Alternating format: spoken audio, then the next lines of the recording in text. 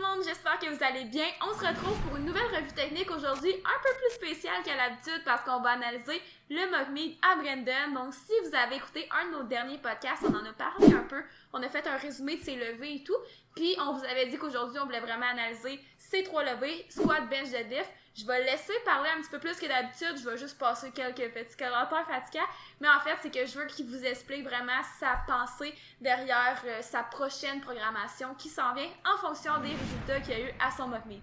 Donc avant de commencer, on va analyser aujourd'hui le squat, le bench, le deadlift, c'est parti.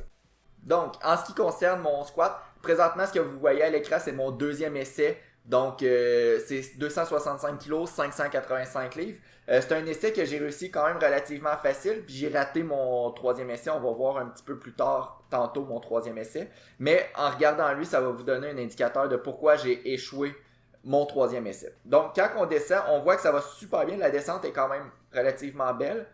Quand j'arrive pour remonter, par contre, ce qu'on voit, c'est que mes hanches partent vers l'arrière, mes genoux partent vers l'avant un petit peu comme un good morning squat qu'on pourrait voir. Fait que, par contre, ma barre reste alignée quand même relativement bien avec le milieu de mon pied. Donc, qu'est-ce que je pourrais travailler là-dessus? C'est sûr que d'essayer de synchroniser peut-être un petit peu plus mes hanches puis mes genoux pour que ça reste une position optimale pour produire de la force. Parce que quand on revient un petit peu dans ma phase concentrique, on voit que dans cette position-là, c'est plus ou moins une bonne position pour produire de la force. Là, on est plus ou moins efficace comme ça. Fait à travailler prochainement la position que j'ai dans ma phase concentrique au squat. Maintenant, mon levé échoué au squat, qui était 279 kg, on voit qu'il se produit la même chose. Puis quand je remonte, on voit les genoux rentrent vers l'intérieur un petit peu, puis j'échoue à peu près au même, j'échoue au point que je disais qu'on n'était pas efficace pour produire de la force tantôt. Qu'est-ce que ça veut dire ça? Généralement, si on échoue un petit peu en haut du parallèle à cette position-là, un petit peu au niveau du parallèle, en haut du parallèle, ça va être signe d'une faiblesse au niveau des fessiers, puis on va voir aussi avec le deadlift qu'est-ce qui se produit tantôt, parce qu'on aime comparer squat deadlift parce que les muscles impliqués sont similaires. Donc souvent, si c'est une faiblesse des fessiers au squat, ça va être une faiblesse des fessiers au deadlift aussi généralement. Donc, quand on regarde mon échec, qu'est-ce qui pourrait m'indiquer? J'échoue un petit peu en haut du parallèle, mes genoux entrent vers l'intérieur, puis comme tantôt, là on le voit pas vu que la vue est de face, mais mes genoux partent vers l'arrière, puis les hanches partent vers l'arrière. Donc pour moi, ça va être de me concentrer sur mes séries un petit peu plus légères, mes séries d'échauffement 50, 60, 70% de mon 1RM, ça va être de me concentrer sur justement ne pas laisser les fesses vers l'arrière, puis de me concentrer à vraiment garder un bon alignement droit. Ouais. Est-ce que tu avais d'autres choses à dire là-dessus peut-être? Il était un peu fâché après avoir manqué cet essai-là, mais overall, je veux dire, tu sais, quand on regarde son 585, je veux dire, c'est quand même 30 livres de plus, là. Mm-hmm. Mais, tu sais, il aurait pu battre son PR, d'après moi. Fait que, petite tape d'encouragement. Ton PR, c'est 601. 601 clairement, qu'en regardant son 585, il aurait pu faire plus que 601. Mais c'est quand même des hypothèses à suivre pour la suite. Mm-hmm. Fait qu'on s'en va au bench. Pour le bench press, c'est 385 livres. Là. Je suis désolé, je sais pas en kilos, là, pour ceux qui sont de la France et qui utilisent plus un système de kilos.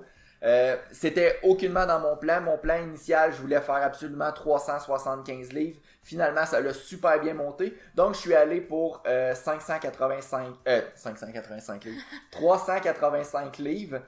Puis là, ce qu'on voit, c'est sûr que c'était pas un essai qui était prévu. Donc, pour ceux qui font de la compétition, c'est sûr que la pause est quand même relativement courte. Je me l'ai fait dire sur Instagram. Merci de me le rappeler.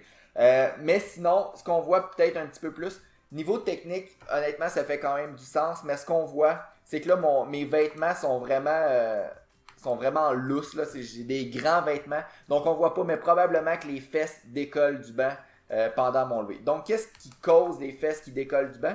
On le voit quand même bien quand je fais mon leg drive, je pousse directement vers le haut dans mon leg drive plutôt que de pousser vers l'arrière. Donc, un truc que j'aime dire, mais que je fais malheureusement pas, c'est de vous imaginer comme si vous étiez sur une chaise à roulettes, une chaise d'ordinateur, puis que vous voulez vous propulser vers l'arrière, reculer sur la chaise, plutôt que de pousser vers le haut comme si vous voudriez vous lever.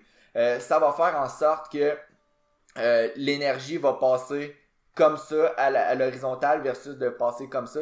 Fait qu'il va y avoir un meilleur transfert vers votre deadlift, puis vous n'aurez pas la faute technique de lever les fesses du banc pendant votre mouvement. C'est sûr que aussi c'est bon d'avoir du leg drive, mais aussi il faut être capable de le contrôler, parce que veux pas, même si vous poussez vers l'arrière, si vous faites trop de leg drive, vos fesses vont quand même avoir tendance à lever. Puis comme c'était une charge plus que j'avais pensé mettre, c'est sûr que j'ai poussé un petit peu plus le leg drive que prévu, donc il y a un peu des facteurs que, ok, j'ai pas contrôlé mon leg drive, mais aussi je l'utilise pas comme il faut. Fait que je pense que ça fait le tour pour le bench, là, c'est probablement le point le plus important à travailler. Sinon, on voit que, bon là, c'est vraiment de la difficulté au lockout, c'est principalement une faiblesse au niveau des triceps de ce point-là. Par contre, venant du fait que bon, ma pause est peut-être un petit peu plus courte qu'à l'habitude, mon leg drive il est un petit peu exagéré. Normalement, je sais par contre pour moi que mon vrai sticking point est un petit peu plus bas dans le mouvement. Donc le fait que j'ai triché la pause, j'ai triché le leg drive un peu, ça m'a permis de passer mon sticking point puis de le monter un petit peu, mais en vrai c'est un peu faussé dans ce cas-là. Fait que je pense que ça fait le tour pour le bench. Ouais, super. Puis je m'excuse pour mon spot un peu... j'avais l'air un peu alarmiste, là. Je me suis comme un peu précipitée. Je trouve ça vraiment drôle, mais pour de vrai, c'est que ton autre d'avant était comme vraiment, vraiment facile. On dirait que j'étais comme trop dans un mood relax. Tu sais, je m'attendais pas à ce que ça soit... c'était pas si tough, mais quand même, là. Non, on va se le dire, là, c'était quand même difficile, mais on dirait que je m'attendais pas à ça. Mais on va quand même apprécier la petite tape sur la tête à la fin du deadlift. Donc, on passe maintenant au deadlift. Donc, pour le deadlift, c'est 297 kg de mémoire, 655 livres. C'est un record personnel de 2,5 kg, 5 livres. On voit que le départ est extrêmement rapide. Aussitôt que la barre, je commence à tirer, c'est super rapide. Puis l'erreur principalement dans mon sumo deadlift, là on voit que le lockout est plus difficile. Puis là, je sais pas si on va bien voir, là, mais ma main commence à lâcher aussi, ce qui fait en sorte que, je me l'ai aussi fait dire sur Instagram, merci de me le rappeler tout le temps, que mon lever aurait peut-être pas été autorisé en compétition. Puis en plus, on voit que, je l'ai pas bien synchronisé, mais on voit que les genoux ont tendance à débarrer en haut du mouvement. Donc, qu'est-ce qui s'est passé? On va la regarder rapidement encore. Hop, je lève, ça débloque, c'est shaky, ça débloque un peu. Ben, ça paraissait plus de côté pour vous dire, là, on voit plus ou moins de cet angle-là, mais tu sais, de côté, j'étais comme, c'est limite, mettons. Ouais, parce que c'est sûr, si on fait pause là, ça a l'air bien, mais on voit que le mouvement est quand même...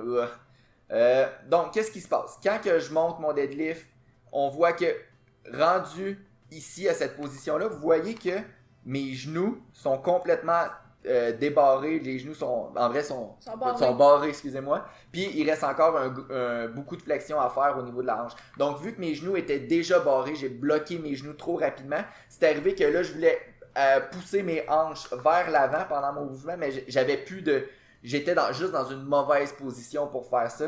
Donc ce qui a fait en sorte que mon lockout est devenu plus difficile. Fait que le plus longtemps je tiens la barre dans mes mains, plus ça devient difficile de la tenir. Donc, ce qui a fait en sorte qu'au final, ça vient juste du fait que j'ai vraiment bloqué mes genoux trop rapidement. Vous voyez cette jambe-là? La jambe est pratiquement complètement dépliée, tandis qu'il me reste encore une bonne flexion au niveau de la hanche. Donc, peut-être pour les prochaines fois, de travailler un petit peu mieux la synchronisation, ce qui va faire en sorte que mon lockout va être probablement un petit peu plus facile. Puis sinon, je pense que ça fait le tour. C'est sûr que moi, j'ai tout le temps eu des problèmes de préhension. Fait que prochainement, ça va être à travailler. Merci beaucoup d'avoir été à l'écoute tout le monde. J'espère que vous avez apprécié cet épisode. Dans 2 semaines, on va retourner à notre bonne vieille méthode. Donc, on va analyser vos vidéos. N'hésitez pas à nous les envoyer par courriel habillementperformance@commercialoutlook.com ou en DM, en message privé sur Instagram. Sur ce, n'oubliez pas d'aimer la vidéo, de vous abonner à notre podcast, aussi notre Instagram. Et on vous dit à la prochaine.